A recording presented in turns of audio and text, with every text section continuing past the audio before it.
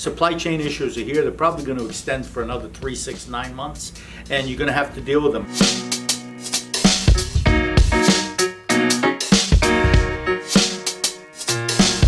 Hey, good morning. Lou Mosca, Chief Operating Officer of American Management Services here. So we got about 2 weeks left going into the year, and a lot of people going into the new year, right? And a lot of people talk about and you read about, and I have on CNBC all day long with Squawk Box and Money on the Street and all those other shows. And there's so much talk about supply chain disruptions and problems, how it's impacting, computers, smartphones, dealerships, cars, autos, so many different things. And it sounds easy to say how to fix it, and there is no easy way to fix it, right? But there are two things you can do if you're an independent, you're a small business owner. And the first thing is to get out ahead of supply chain problems.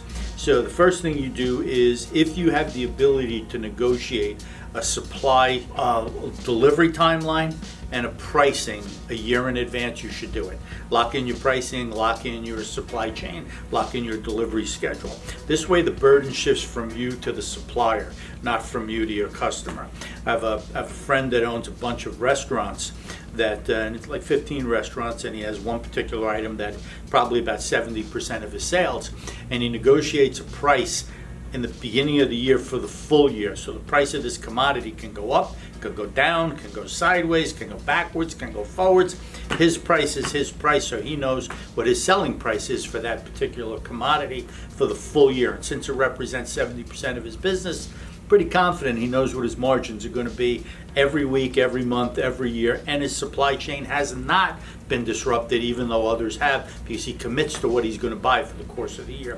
Second thing you need to do to make sure your supply chain issues don't damage you as much as they damage others, and that's to have the strongest balance sheet you can have. The strongest balance sheet you can have, because I don't care what anybody says, money talks. So companies like Apple Computer, they'll come out of the supply chain issue quicker than others because they've got so much money they can buy their way out of it. So once the chip makers and all these other people get their acts together and the stuff starts getting unloaded, companies like Apple will be able to move quicker because they've got the strength of a balance sheet.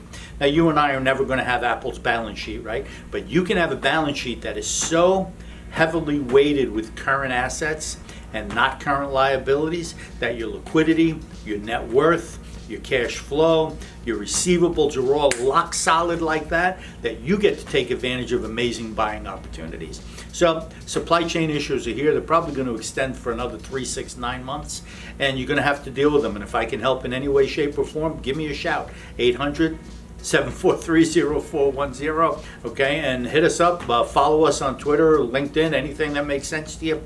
We're here to try to help folks, okay? If I don't talk to you and I don't have a chance to say hello again, have a fantastic holiday season, all right? Thank you. Be well.